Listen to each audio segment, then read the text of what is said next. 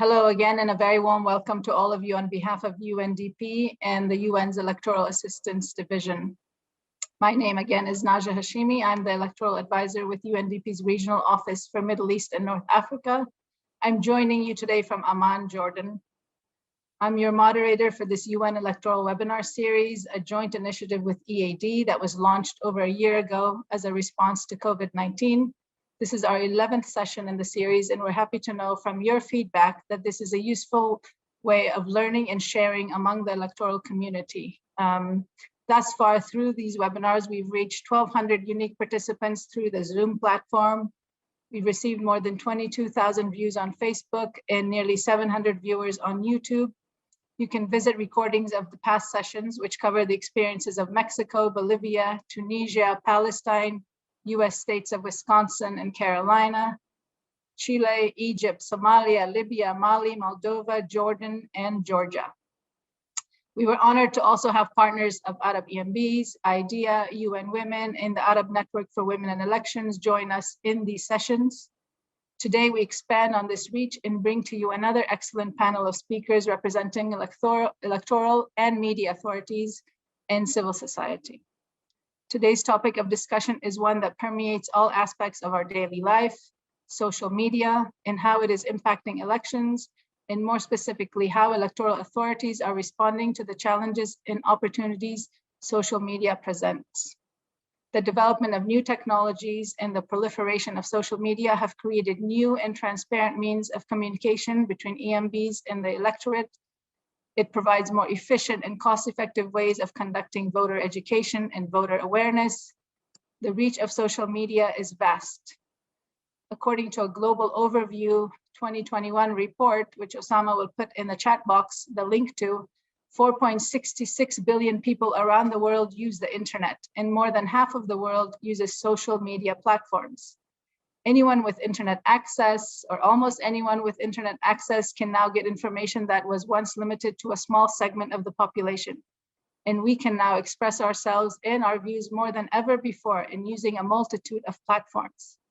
The positive aspects of social media are endless. It really has changed the landscape for communication and information sharing. It has changed how we engage with one another. But at the same time, social media has also exacerbated social tensions, particularly during electoral periods. Because social media enables any of us to create, share, and spread content instantly, regardless of quality or accuracy. We're constantly facing information overload in a chaotic news environment. We can no longer know, not easily anyway, what is real news and what is fake.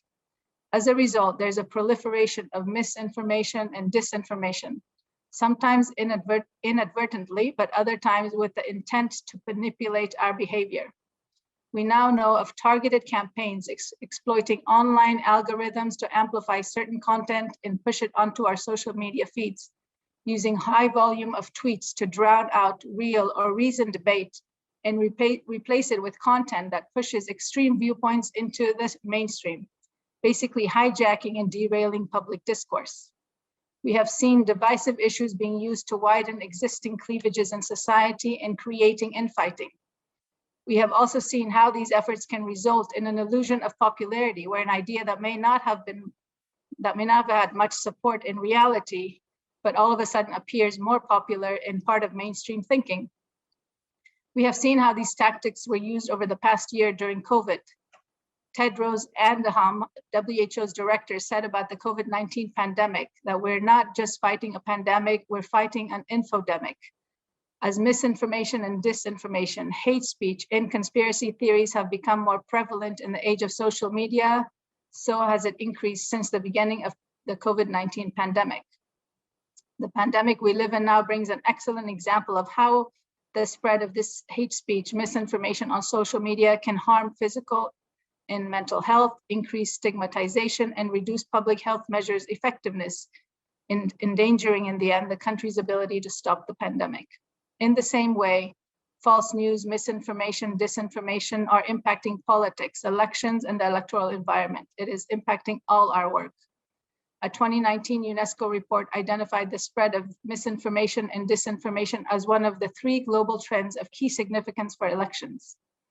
misinformation, disinformation during the electoral campaigns, the weaponizing of hate speech, targeting voters through fake accounts and bots, creating echo chambers represent critical challenges to electoral integrity and trust in democratic institutions and the electoral process. They contribute to undermining and distorting public debate and informed decision-making at the polls. These all demand continuous discussion on how to best tackle the challenges and today, we have organized the webinar precisely for that reason, to enable us to have a discussion on these important topics. However, this requires a lot more than one discussion. There are so many angles and complexities to consider around this. That is why we hope to organize several additional sessions on this topic from different perspectives. We invite you to suggest ideas in the chat box today. Today, we're actually looking at this from the perspective of how electoral authorities are responding. We have invited an excellent panel of speakers to help us further our understanding and to share how they are tackling these issues in their own countries. Our speakers are joining us from Tunisia, the UK, and the United States. We encourage you to interact with them and with each other via the chat box by sharing your comments and questions. I kindly request speakers to stick to their 10 minutes so we can have sufficient time for the Q&A session. Again, we're offering this webinar in English, Spanish, French, and Arabic. Please let Osama know in the chat box if you're facing issues with the interpretation services. Now to our panel members, thank you again for being here. You have a mixed audience of electoral authorities and practitioners, UN and non-UN, governance, gender experts, electoral advisors, you have civil society organizations, youth groups, you have academics, regional and international organizations working in this field. They're joining to hear your perspective on this important topic. Our first speaker, Mr. Nouri Lajmi, is the president of the Independent High Authority for Audiovisual Communication in Tunisia. He's at the forefront of these issues globally and is leading the way in finding innovative ways to tackle them in his own country. We are honored to have you, Mr. President. You are our first speaker. You have 10 minutes. I pass the floor to you.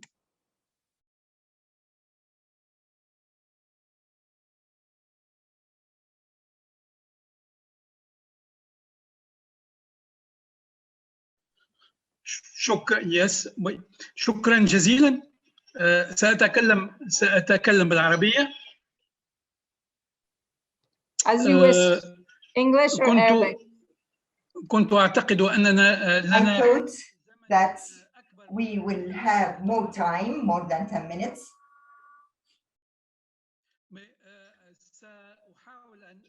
I will try my best to be brief and to summarize what I want to present to you, especially in such an important topic, which is the misleading information and its impact on our lives and on elections in specific.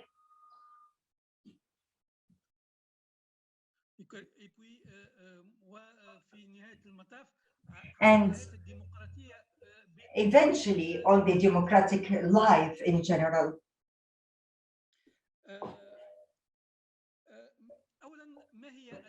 First, what are the misleading or fake news? If you want to identify or define what are the fake news, these are news that are not from today. But it's not only currently, but a lot of years ago we had fake news. And it's been used in different domains to control the public opinion. And it can be in different shapes or different forms, with the aim, which is to manipulate the receiver. Fake news spreads quickly and largely through internet, and you know, digitalization today is facilitating the spreading of fake news quickly.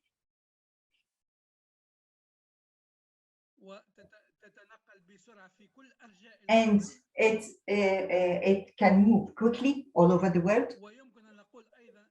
And we can also say that it was very much popular due to the pandemic.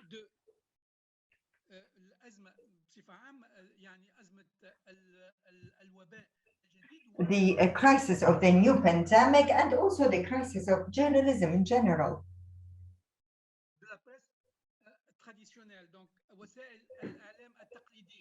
The traditional journalism channels, because as you know, the traditional journalism retreated, their role retreated,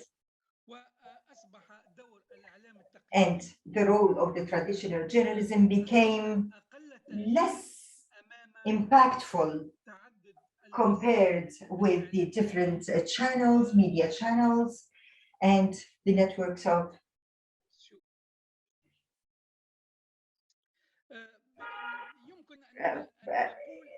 he didn't finish network of what, but I think he means social media.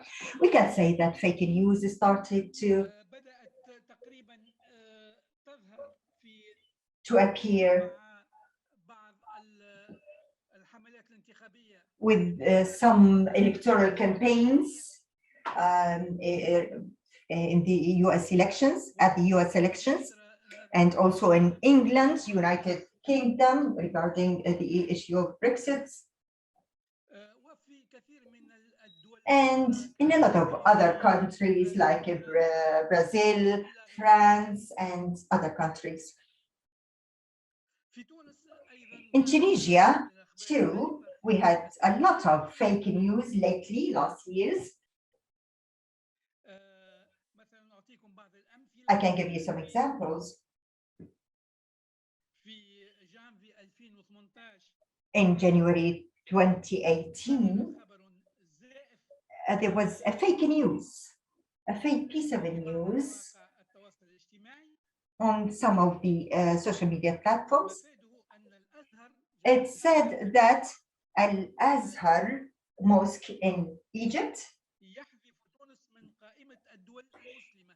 is considering Tunisia as non-Muslim country. And of course, this is at the background of a draft law that was about to be approved in Tunisia regarding equality between men and women in the issue of heritage. And of course, then later on, Azhar Mosque declined this piece of news, but after making a fuss in Tunisia.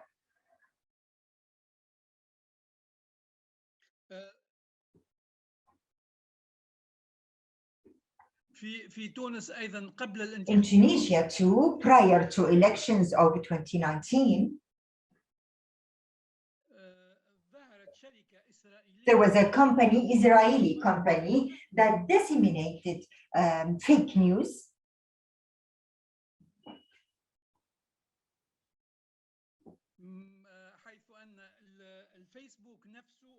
The Facebook itself declared that it canceled 250 accounts.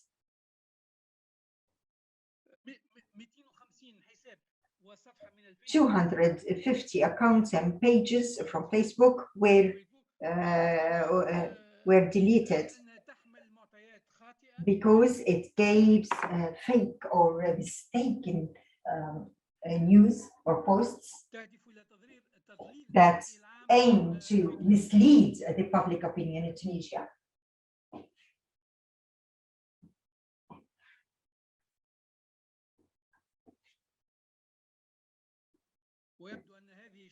And it seems that this Israeli company is active in Africa in general.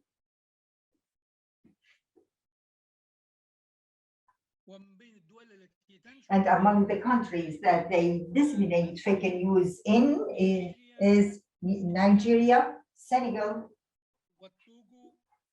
Togo, and Angola, and Nigeria and Tunisia. Also, prior to elections of 2019 in Tunisia, we had a number of pages on Facebook to destroy the dignity and credibility of previous presidents and number of political figures. Among those is the current president, Kais Saied.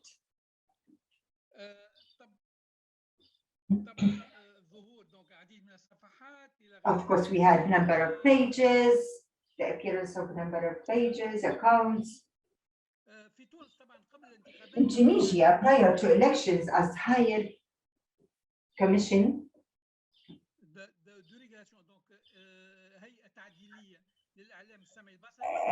as an independent commission for audiovisual communication, we started since 2018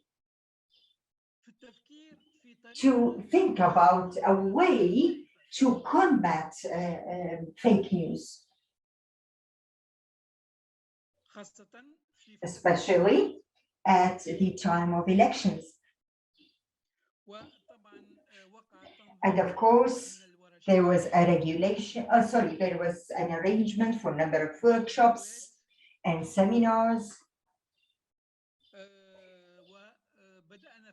And we started working in cooperation with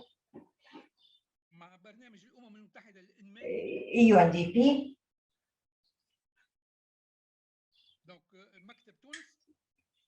Tunisian office, to prepare a platform, electronic platform, to create an electronic platform that would combat fake news. And also, we had the journalists as partners, and we had a number of training courses. And the platform that we created at that time is called Tunisia Check News.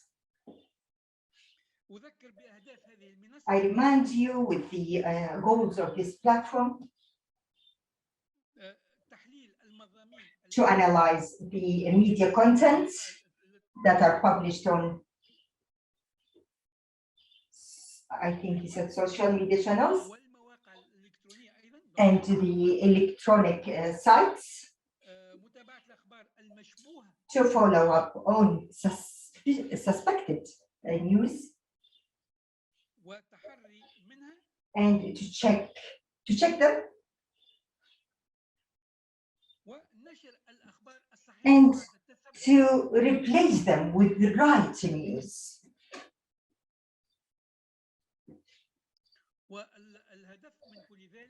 And the objective of doing all of that is to prepare a database, or to create a database about the fake news, and to create a digital system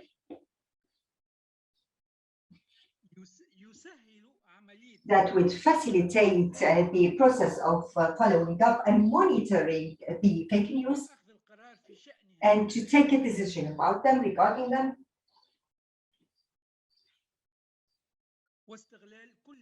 and to use all these indicators and statistics to benefit from them.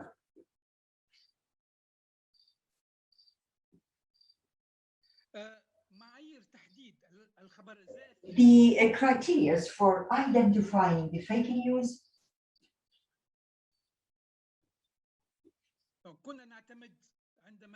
we used to,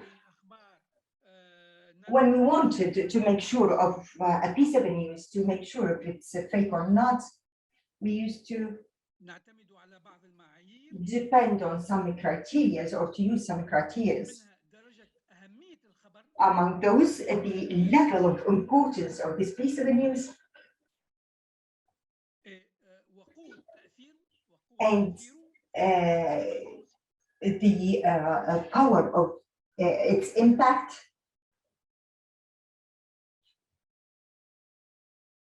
in the Tunisian community. How fast it spreads, عدد المشاهدات number of views for the videos, pictures, texts.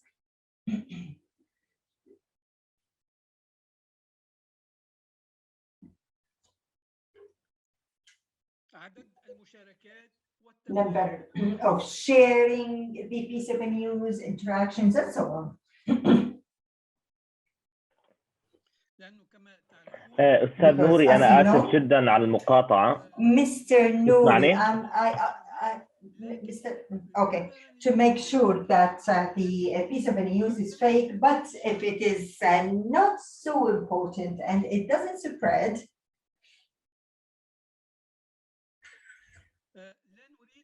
لا نريد أن نعطيه فسحة we won't give it للتفشي. more space or extra space to spread out, Donc, في or any opportunity to spread out. So during the process, the journalists خبر زائف monitor عندما a fake piece of news, and when they investigate or inspect the content, أن يستعمل هذه المنصة and he can use or she can use this platform لوضع الرابط الإلكتروني to publish the link of the piece of news. Mr. Nouri, you have 2 more minutes, please. وطبعا يمكن للعديد And of course, number of journalists can participate in or can contribute to the detection or the verification of this piece of news. If you wish, I can show you. I can share the screen with you if I am able I to. don't know what share that my is in screen. French.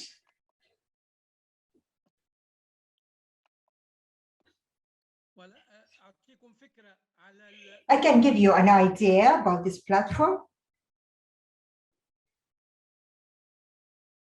دونك هذه الصفحة الأولى إذن this is the first page. So this is the first page from which you can log in, and there's a space for the auditing or verifying journalist. He can put in his ID number as a journalist,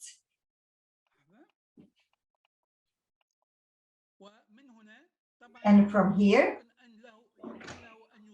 he or she can add a supposed fake piece of news.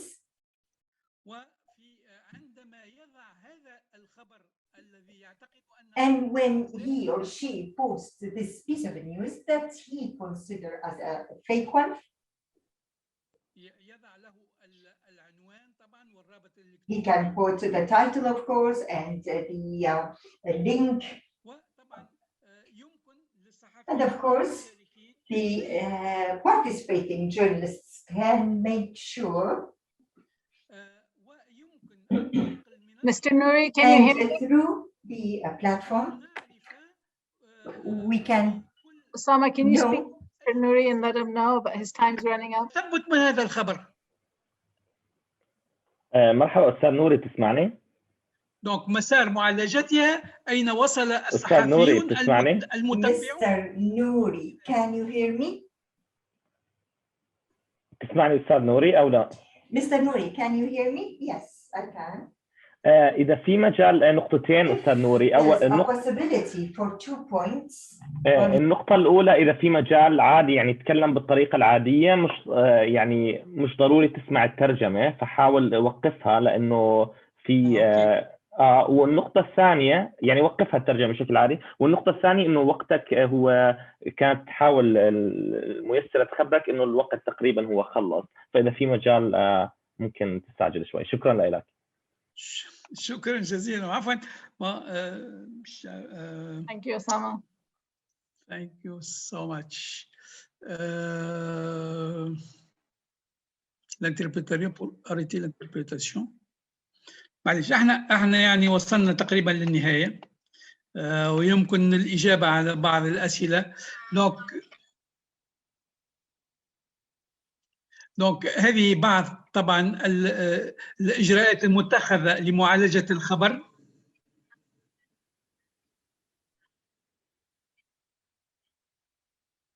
والبحث المتقدم في الأخبار الزائفة.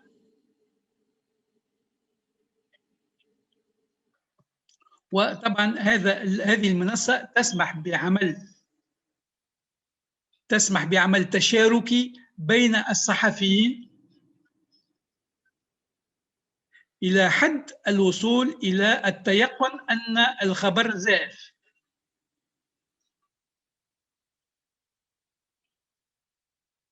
ومن هناك يقع the journalists, and from there they start preparing or they start managing, correcting the piece of news and designating the right one. And the platform can give us an idea also about some statistics. And these statistics could be useful to create reports and so on. Thank you. Thank you. Thank you for your attention. Thank you, President Nouri. The platform really is groundbreaking in the elections field. We're very happy that you shared it. I'm sure there will be questions in the chat box and during the Q&A. Now, I will ask our second speaker, Amy. Thanks again for joining us. Amy is the director of the National Association of State Election Directors in the United States. So she comes with us with a wealth of knowledge and experience. As you know, election administrators across the US has been the target of many of the threats that we've been talking about today. We are grateful that she has agreed to join us and share the US experience. Amy, thanks again. The floor is yours. You have 10 minutes. Thank you so much. And I will try to speak slowly for the benefit of the translators because I tend to speak very quickly. So like our previous panelist mentioned, mis and disinformation is not new, but certainly 2020 brought with it some additional challenges, both the COVID pandemic and then in the US, a presidential election is always a sort of very intense experience. For those who aren't familiar with elections in the US, we don't have a national or a federal election body. There are 56 states and territories, and so each one of them runs elections a little bit differently. That makes mis and disinformation and frankly all election information even more challenging because something that is correct in one state might not be correct in another state. And as you are all extremely familiar, the internet doesn't follow geographic boundaries. So while before social media and the internet, mis and disinformation would maybe be confined to one state or one newspaper, now we see it spread across the country in minutes or seconds because there are no geographic boundaries. One of the things sort of focusing specifically on how election officials domestically have used social media is that a lot of people use social media, but not everyone uses social media. And so it can really only be one tool in the toolbox for getting information, accurate information out to voters. And so I always tell my members and other election officials to think of social media as a way to educate some voters, but to think about it also as a way to educate the media, because the media are a lot more likely to follow or engage with election officials on social media platforms versus sort of your everyday voter. And so in that sense, I think it is a really valuable tool. And we've seen states use it in a variety of different ways, especially last year, where election procedures and policies were changing very quickly and sometimes at the last minute because of COVID, but also because of litigation and court decisions. And so that in that sense, social media could be a very good, cost-effective and fast way to get information out to local press, to national press, and fortunately to cover some voters there as well. Since 2016, the federal government has gotten a little bit more involved in elections as it pertains to security. So they still don't have any sort of regulatory role, but they are helping state and local election officials with security and cybersecurity. And one of the great things that came out of 2020 was the Cybersecurity and Infrastructure Security Agency's rumor control website. And I will put that in the chat in a second. But this was a way for the federal government to help state and local election officials amplify correct information in a way that was digestible and easy for people to understand. And also to do it at a time when state and local election officials were extremely busy trying to actually run an election. We're never going to be able to respond to everything on the internet. It is certainly vast, but this was a great way at the national level for us to respond to some of the larger fires that we were seeing popping up in different corners of the internet. NASAD, my organization, is also proud to partner with our colleagues on #TrustedInfo, which again, it takes a special kind of person to follow their election officials on social media, but it was another way for us to try to push out accurate information and to sort of signal to people that this information was something that could be trusted. Election officials developed partnerships with the social media companies to do a couple of different things. One is to make sure that election officials have verified accounts. So, the blue check mark on Twitter, for example, to provide that sort of extra level of gravitas to the accounts, but also to make sure that social media companies can hear from election officials about the impacts of their policies, but also because election laws vary so widely from state to state, and really the experts on election administration in a given state are in that state. So election officials could reach out to the various social media platforms to say, this is incorrect, this violates our law, this might be right in another state, things like that. Ultimately, enforcement of those policies falls on the social media companies. And so we in the election official community can only say, we think this is wrong and this is wrong because. There's a definite line between political speech and mis and disinformation as it pertains to elections. For us, mis and disinformation about elections would be, incorrect information about where to vote, how to vote, when to vote, the mechanics of voting, whereas political speech is along the lines of, candidate X hates puppies. Political speech needs to be adjudicated in sort of the court of public opinion and in the campaign, but the mechanics of the election are where we really try to focus. It can be difficult. Sometimes it feels like that line can be unclear or gray. but election officials are really focused on the mechanics of elections.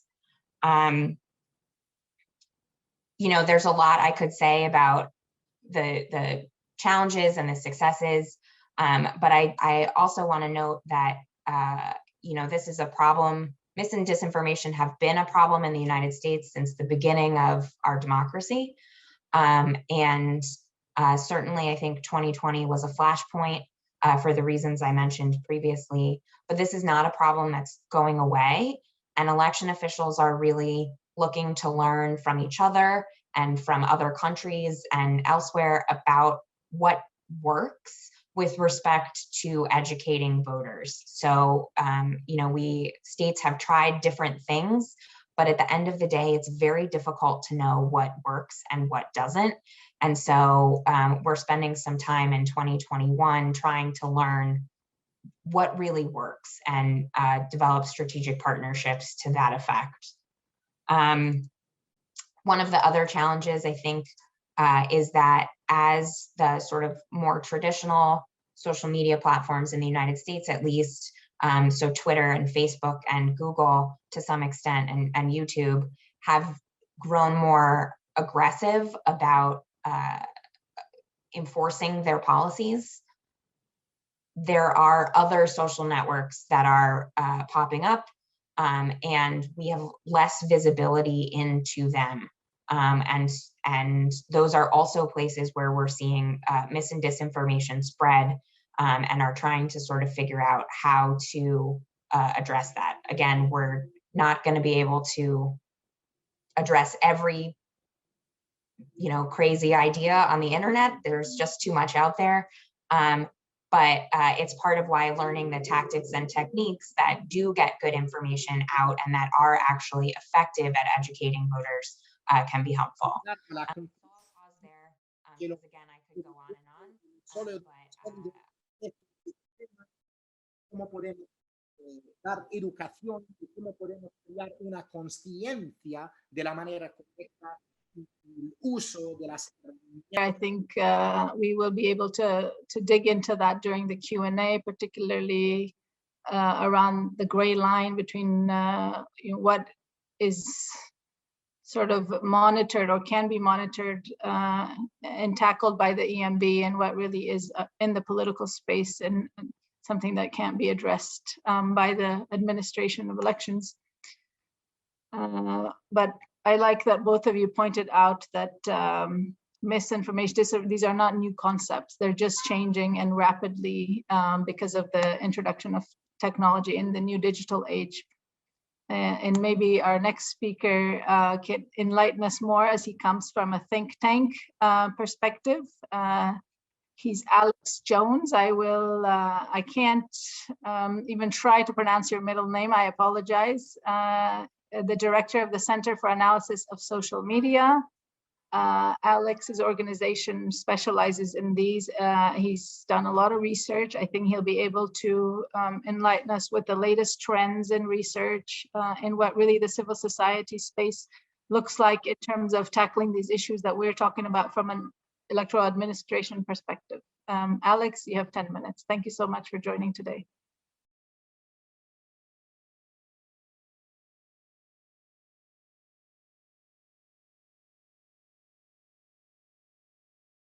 So much for the introduction. Thank you very much for the invitation as well. My name is Alex. I look after a think tank in London called Demos, and for the past 25 years, but over the past 10 years, we've been building technology and working with the civil society, but also with the UK government on trying to understand how the internet is changing our politics, our society, our culture, including around international elections and what we can learn about how the internet is impacting that. So I suppose I would start off this short talk with a suggestion to stay in touch. And if there is work that the civil society sector in the UK and the US, actually globally, can do to work with the representatives on this call, please do reach out, get in touch. There are a lot of different organizations doing a lot of very, very important work here, whether that is in training civil society, whether it is training journalists, whether it is campaigning for regulatory responses, or whether it's more simply the sort of important investigative journalism that tackles the social media companies and the platforms who are so responsible for what we see on the internet these days. Hemos visto al internet en estos días y estamos enfocando bastante a lo que está relacionado a la igualdad de género. My main focus at the moment, and the focus of the sort of international coalition of civil society partners that I am sort of leading at the moment, is called the Good Web Project.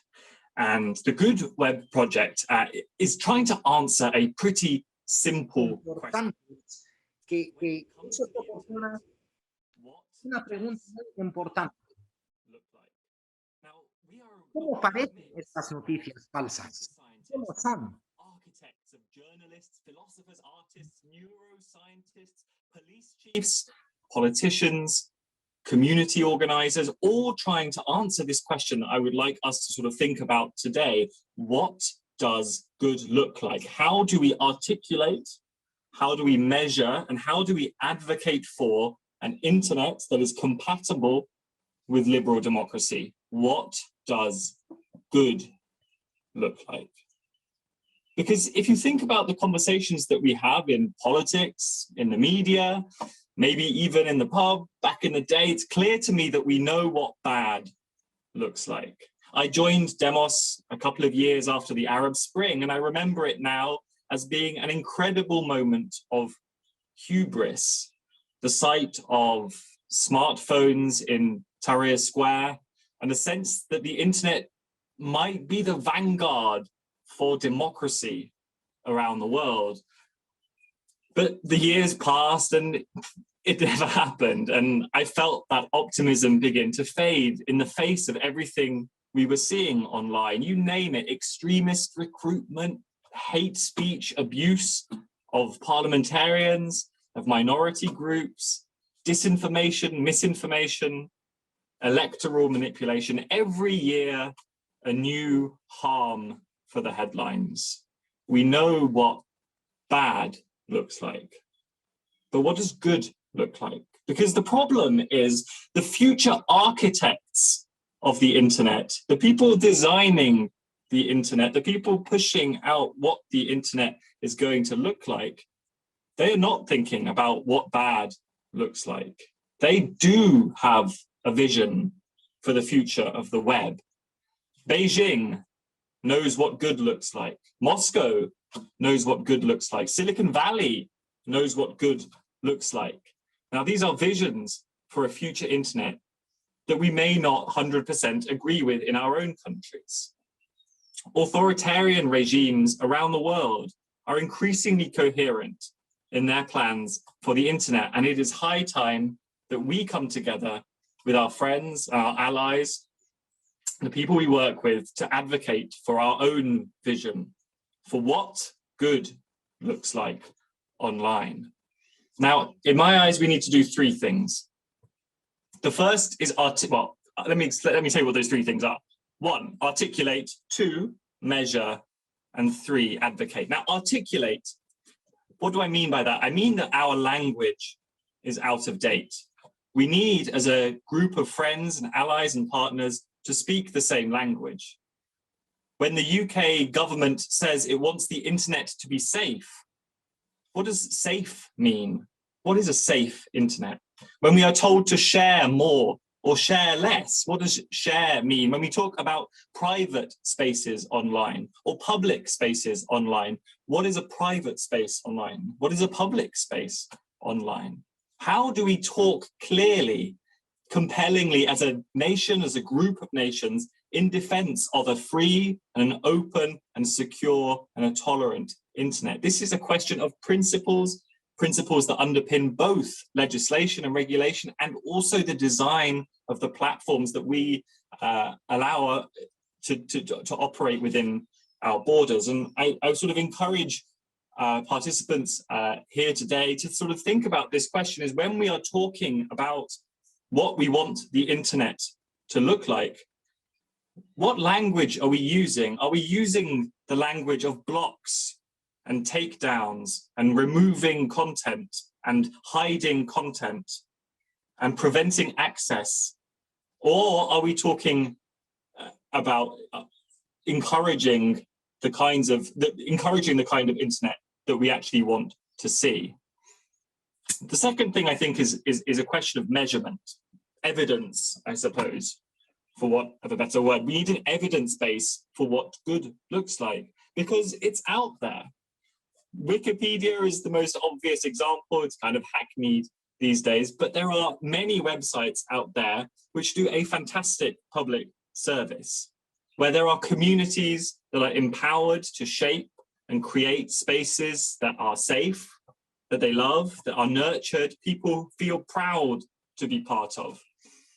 But if we were doing this in person, perhaps one day, we could do an exercise. I can't see you guys on webcam, but what you could ask yourselves is, hands up, how many people here have a Facebook account? Everybody would put their hand up. Then you ask them, how many people here are proud to have a Facebook account? And believe me, everybody will put their hand down. How do we identify those spaces that we feel proud of, that we want to spend time in, that we want to nurture and create, and just like we would in the offline world? And how do we regulate in a way that encourages the good, not just stamps out the bad? And finally, advocate. We need to build a coalition of the willing. We have friends and allies around the world, around this table, but the US and the EU have very different views on the future of the internet to Taiwan or India or Kenya. Competing visions of the future of the internet can be found everywhere. Silicon Valley has one, Wall Street has another, but what is missing is a vision that puts liberal democratic values first. Now, without this vision, we lose control over the future of the internet. And for some, I think that control has already been lost. Reliance on Chinese digital infrastructure, Chinese apps, the threat of superior AI businesses, technologies that mean for many internet users, the democratic web, the open web is fading from view. And it is this backdrop that underscores the importance and urgency, I think, of this conversation. More than ever now, we need a vehicle to unite liberal democracies and friends and allies around the world in advancing and advocating their own vision for the future of the web, and to finally answer that question: what does good look like? Now, we've started this process over the past year. I'm very happy to sort of share some thoughts on how we might articulate, how we might talk about, how we might measure, and how we might begin to advocate for what our answer to this question is. That, I suppose, is what I want us to do. I would love to leave you guys with is that simple question: what does good look like? Thanks so much for having me. Thank you so much, Alex. You really put the onus back on us to answer those questions and reflect on it as a community. And we do know, the differences across the countries that we work with, and the challenge of ensuring the integrity and accuracy of information at the same time, not repressing public speech, which is an issue across the globe, and particularly the region where I work. So these are very fine lines, but we do hopefully will get in the Q&A some answers from you how we can do this, and how you are doing this from a civil society perspective. But before that, I will ask our final speaker, who comes to us also from Tunisia, Commissioner Sofiane Abidi. He is with the Independent High Authority for Elections in Tunisia, where he leads the Commission's efforts to respond to the challenges of social media. He has kindly agreed to share his commission's experience in tackling these issues and to speak on the partnership that exists there between the commission and the authority that President Nouri is heading. Thank you, Commissioner. We are honored to have you. You have 10 minutes. Over to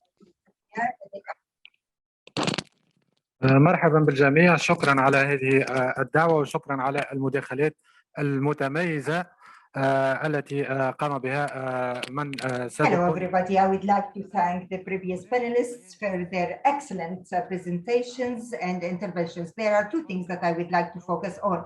First one is that the electoral campaigns are being managed basically through social media. Not to mention 7.4 million Tunisians use Facebook, and also it's considered the basic or the key source for information regarding elections.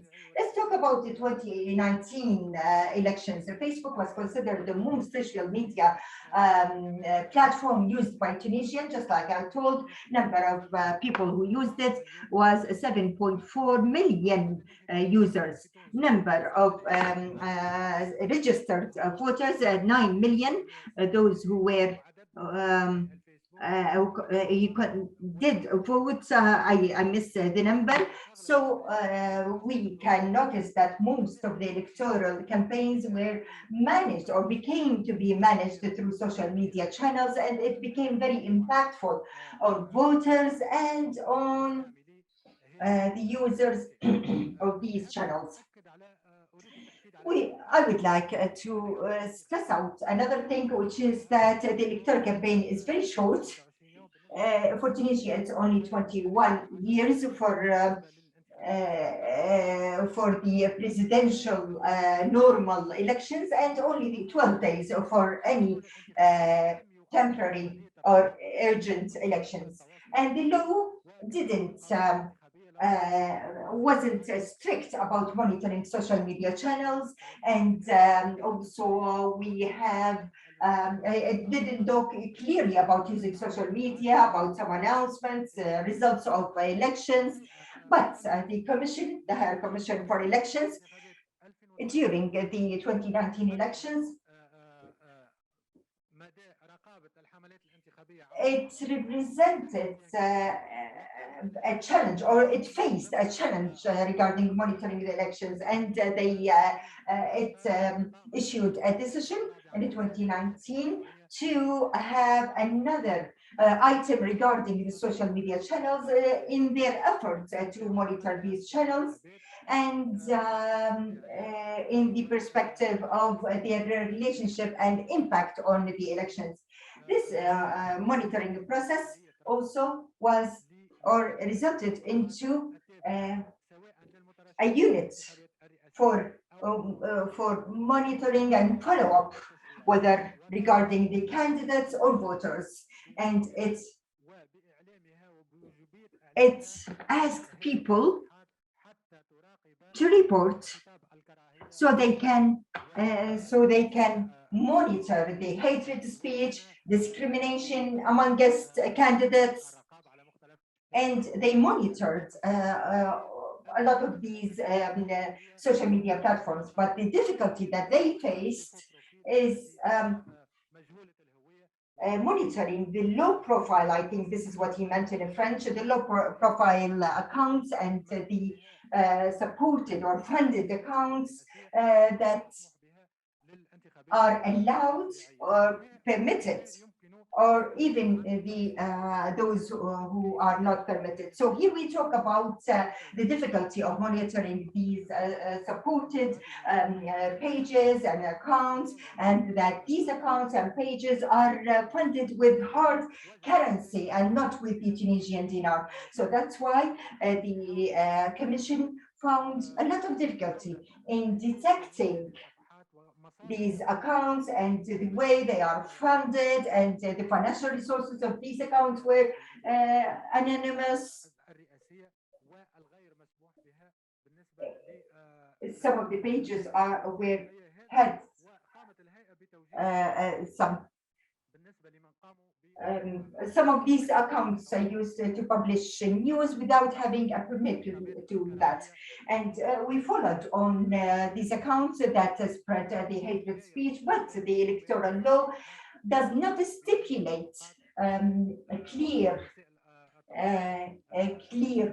penalties and fines over those who use these social media channels in such a way. There's a talk about a lot of campaigns that are conducted against some political figures that are conducted by some anonymous, unknown pages or accounts, whether at the presidential elections or legislative elections. And I can give you one remark, one comment, that the Parliament is about to discuss a draft law, and the Higher Commission for Elections delivered or submitted a number of recommendations regarding monitoring the electoral process and how to monitor this on social media channels, and especially regarding the funded accounts and pages and the sources of their funding. And it seems like the Independent Commission for Elections, this thing was approved by the local council. So what I want to finalize with is that we have a very developed social media channels. We have Facebook, Twitter, and now we have TikTok and others. So to be able to monitor this, the IEC, Tunisian IEC, need to have an agreement with the management of Facebook, Twitter, Google, so they can ban or combat these hatred speeches, and also to combat fake news, and to detect some of the funded pages that conduct campaigns of political defaming. And also the Commission can agree with the technical institutions or agencies in Tunisia, Latite, that are related with social media channels at the period prior to election. We know that the electoral campaigns continue for 21 days in the presidential elections and 12 days for the partial elections. So monitoring these channels need to be prior to this, so we can be able to report them and to prevent them from having a wide audience before impacting elections. Also, we need to create a monitoring unit, a stable unit to monitor social media channels. And we have a program together with the UNDP to create a platform for monitoring the social media channels, especially monitoring fake news and hatred speeches and violent speeches. This is almost what I have. This topic is very important, and maybe during the discussion we will answer some of your questions, and we will distinguish the Tunisian experience in the domain of, or in the aspect of monitoring social media platforms. And the Commission initiated and made every effort to monitor the elections of 2019, and it created a list of the violations that were conducted on social media channels. And we need to take into consideration too that the will of the voter is a full item, is a separate item in the electoral law, and this connects between the violations, if they are severe and critical. And this is related to the violations if they are critical. So we need to clarify and to identify also the violations that are conducted via social media channels. And so the Commission would be properly able to deal with them or to tackle them during the different elections. And I wanted to stress out that the Tunisian IEC is now about to have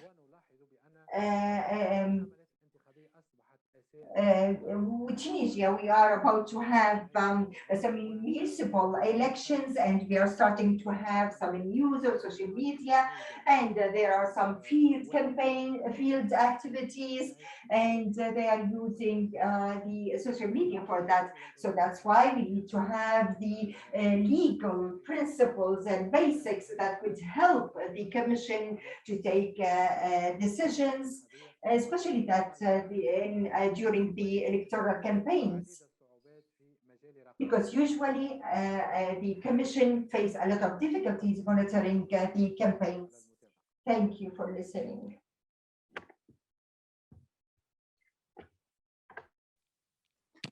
Thank you so much, Commissioner Abidi. This is fantastic to hear sort of the experience of Tunisia. You're really on the forefront in your region particularly, but I know globally as you know, EMBs that are struggling on how to monitor social media, how to address the violations that take place across the different phases of the electoral cycle. So this is helpful. There are already questions coming in on the Tunisia experience. We'll now move to Q&A. I will throw the questions out to each of you, and then maybe I'll ask our first panelist to address the questions to him first. So I will, Amy, give you your question, but come to you later to answer it. Really, there's several questions around the partnership you have with social media platforms. How do those partnerships come about? How do you engage with them? What accountability is there on either side to monitor? And then how do you enforce that? So maybe if you can speak a little bit on that. Alex, there's a question, and we have seen women being particularly targeted on social media, women candidates around hate speech. This has been globally, but particularly in the Middle East region. I don't know if there's research on this, but it would be good to know from you what specific initiatives are out there, and if there are on monitoring these violations and how to prevent it from an electoral administrative perspective. And then, Sofian, there's a question. I think I will throw this to you in Tunisia, because you've worked extensively on encouraging youth participation. If maybe you can talk a little bit about how social media has impacted, you know, the positive and negatives of youth and women participation in Tunisia. And then, President Lajmi, maybe we start with you. There's a particular question on your platform. Is it being shared with all news agencies or particular ones? And then a question, if you can talk about how that platform is being used to monitor the activities of candidates and what happens thereafter when you have your findings. So maybe I throw that to you first, Mr. Nouri. شكرا على السؤال. طبعا كانت أول تجربة. Thank you for the question. The first experience for Tunisia and for the electoral commission and for the audiovisual commission, in the beginning of our work, it was about combating fake news and, of course, recruiting some of the journalists and training them to do the work, because the Commission at the same time is monitoring the diversity in the electoral speech, using the at that time using the traditional channels of media, but they cannot monitor the social media platforms by itself. That's why it was necessary for the journalists themselves to do this, and the Commission to have the role of encouragement to have an idea about everything and also to train journalists. The first work is for the journalists because and training them, this is going to help them guaranteeing the truth of word.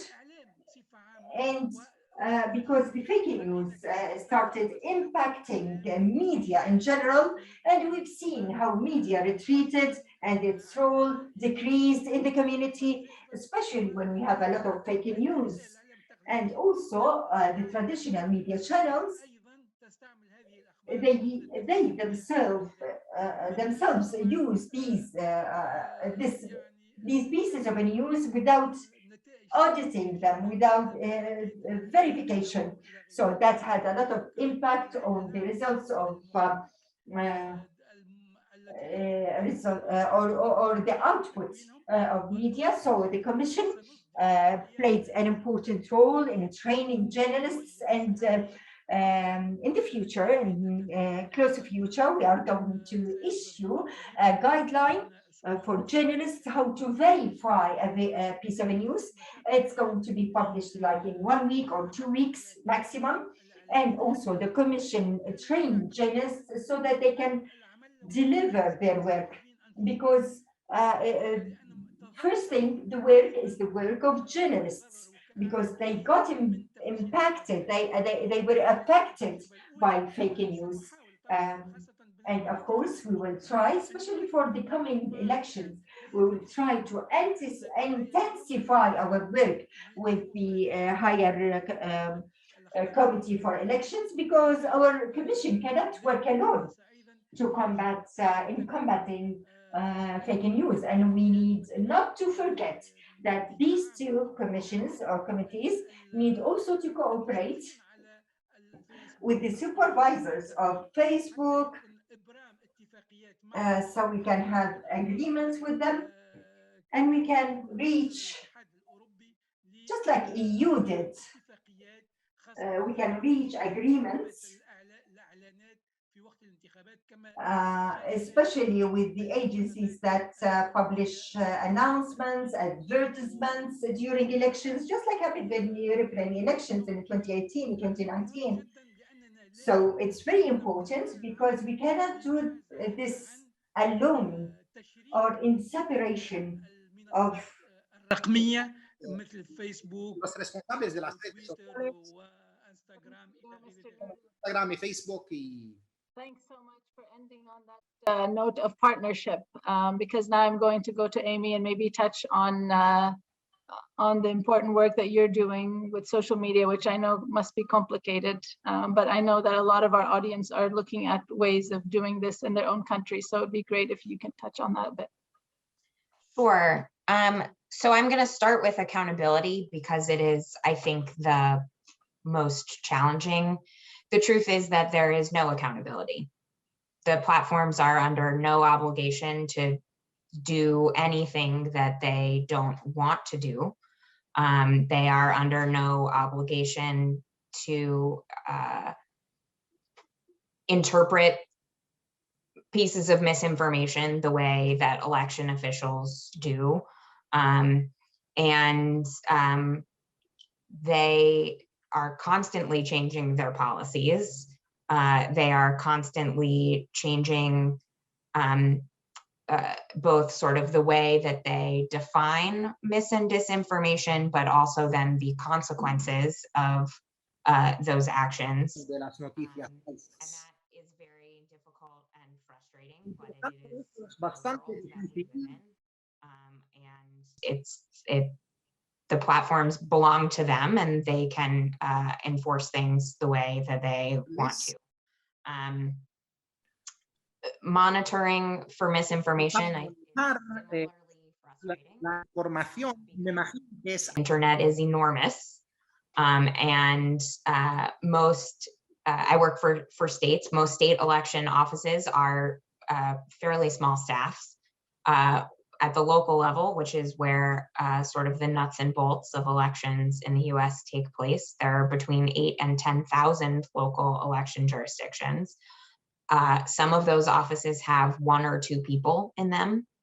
Some of those offices have 1 or 2 people who are part-time.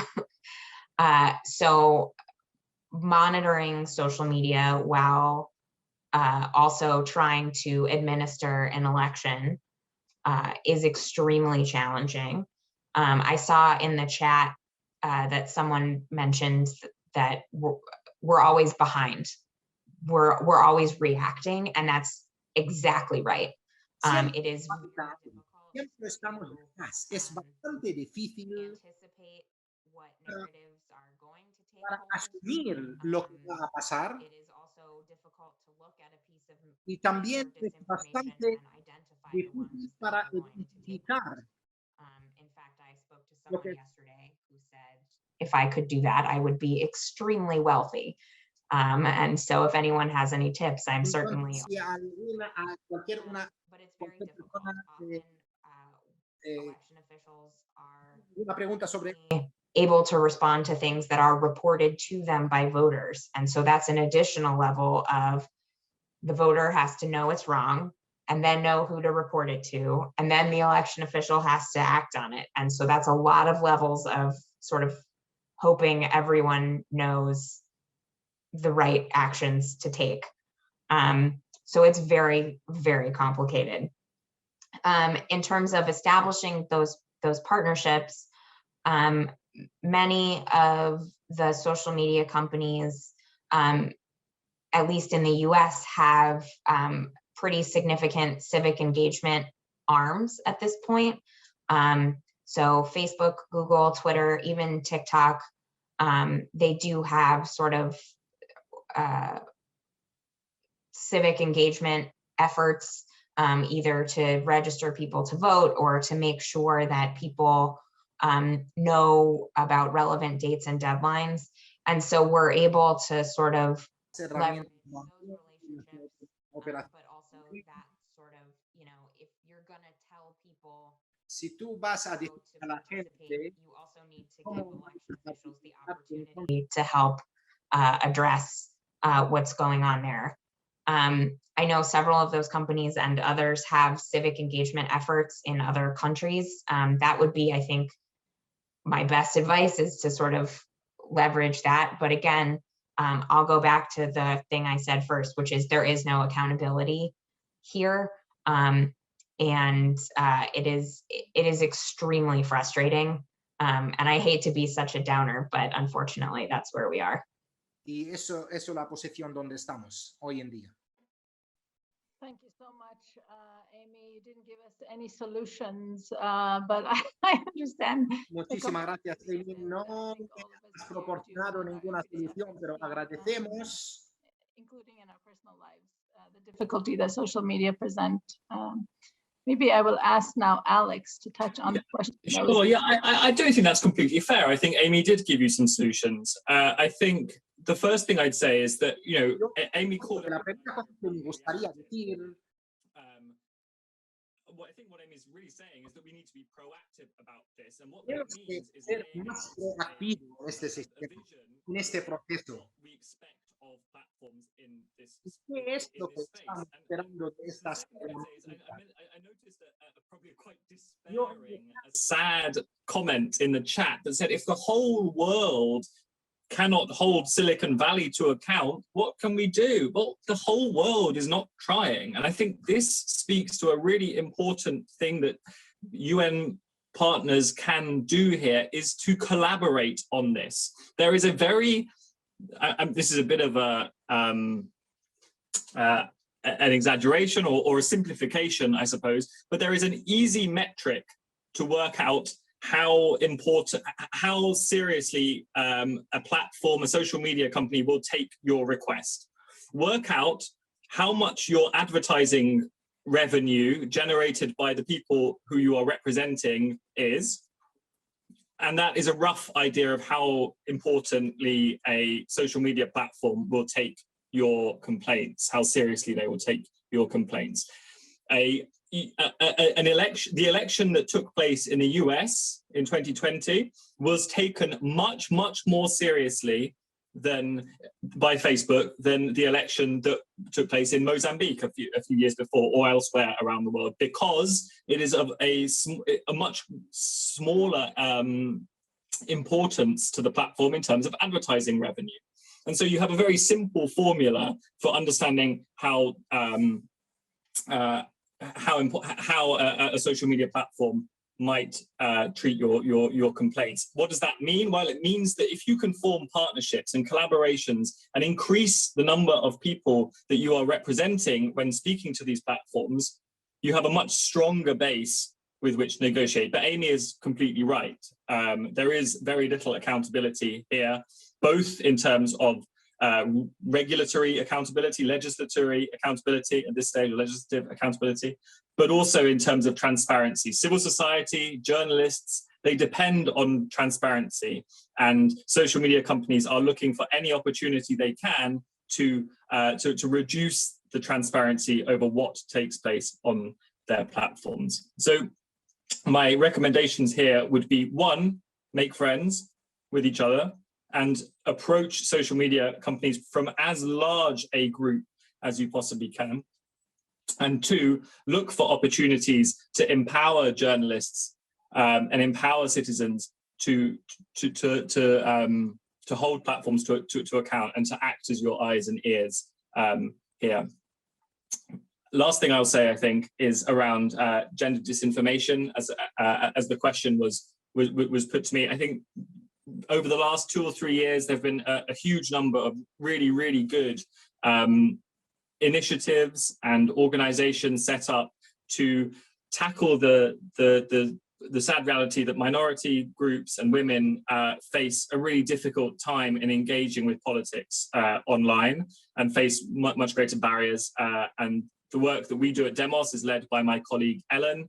I would be delighted to put anybody in touch with her, but also there are organizations in the National Democratic Institute does work here, Amnesty International does work, She Persisted, the Web Foundation, Digital Rights Foundation. There are lots and lots of groups who are working towards the specific experience of women and minority groups on the internet. We have to understand that the internet was designed by a very small number of rich white men in Silicon Valley, right? It is not set up for, with the understanding of multicultural groups that we perhaps would expect, and these groups are set up to try to tackle that. And I'm very happy to share a load of links to the work that they do, and put anybody in touch with them if that's something that is of interest. Thank you so much, Alex, particularly on highlighting the need to create incentives for social media to kind of follow the vision that we see for good internet. It would be great actually if you could put at least the link to your organization as a starting point for our audience to follow these issues in particular. We're kind of running out of time, so I will go to our last speaker for the question on how social media is impacting youth and women participation in his country. Commissioner Abidi, would you like to touch on that before we do closings of the session?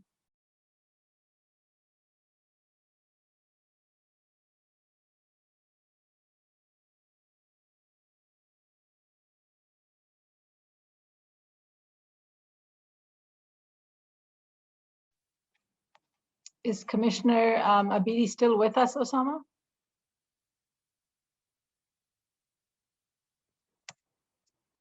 Okay, if not, He is, Nadia, he is. سفيان بتسمعنا؟ إذا ممكن تعمل أميوت لحالك. أستاذ سفيان إذا ممكن تعمل أميوت. Oui, c'est bon. C'est bon. نسمعك حاليا، تفضل. بالنسبة مثل ما تفضلت وقلت. Just like you have mentioned, pertaining the participation of women and youth and the impact of social media channels over this issue. Just like I said, the users of Facebook is 7.4 million, so a big number of them is from women and youth. So how did Facebook have an effect? And also social media channels, how did they affect youth and their participation? It was very clear for us, especially in the second round of presidential elections for 2019. We noticed that the percentage of participation was more than 50%. A big percentage of them, or a big ratio of them, was for women and youth. That was out of an impact of social media, because where electoral campaigns were conducted, I was a candidate, or two candidates. One of them was in a prison and he couldn't conduct an electoral campaign. So the second candidate, in respect of that person, didn't conduct an electoral campaign. So the monitoring units in the EMB, which monitored the social media channels, especially Facebook and Twitter and others, they noticed that these channels directed and instructed youth and women to engage in the electoral process.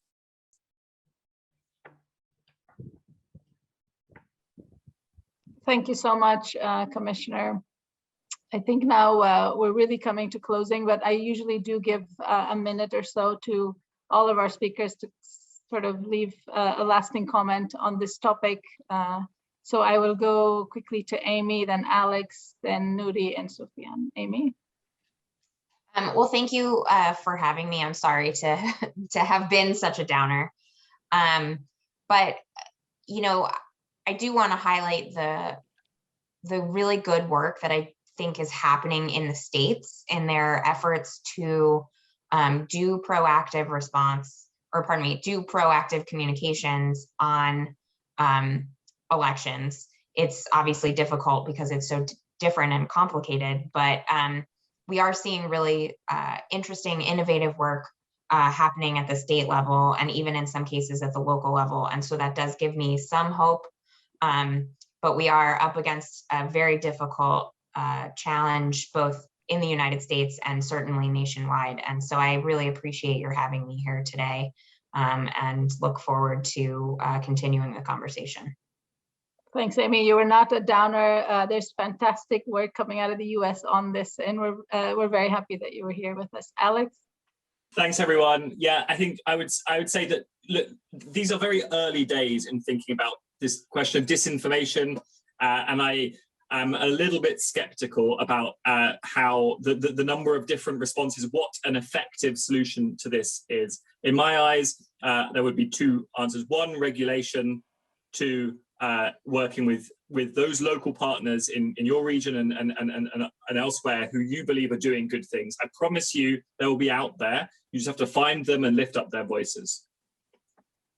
Thank you, Alex, for that optimistic viewpoint. And really, I think sort of this gatherings like this and bringing these experiences together will really get us to where we want to go in terms of effective responses to these challenges. But President Najmi, over to you just for a minute. Yes. بالفعل يجب إذا أردنا أن نتصدى. Actually, if you want to combat fake news, we need to unify efforts like civil society, journalists, media, educational institutions, and also to have agreements with number of organizations. Like, for example, we had the Francophonic networks that include 30 Francophonic countries, and through this network we can have further impact over the owners of digital platforms like Facebook and Twitter and so on.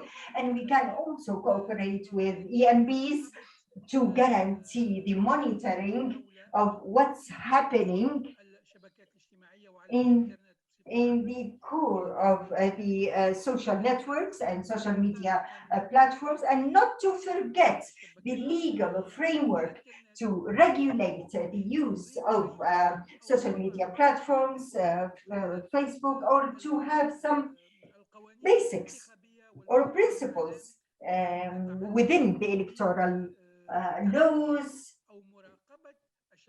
pertaining the use or the monitoring of social platforms, of course, without limitation of expression, but to monitor and to limit and restrain the hatred speech and fake news. Thank you. Thanks so much. Commissioner Sofian, would you like to say something before we close quickly? نعم نعم نعم Yes, please. I would like to thank you for this webinar, valuable webinar, that is, and the topic that is considered very important one. And this is based on what we are witnessing of technological development and intense use of. أوصي به أو ما أريد التنبيه إليه وأن الزمن الانتخابي زمن قصير جدا. Especially with the short electoral time that we have, we need to pay attention to this issue. And second point, we need to stress out that the voters will needs to be taken into consideration, no matter what differences among us these bills. The other issue is a legal part, and we need to have a legal update for monitoring social media channels. And I want also to comment on the political defaming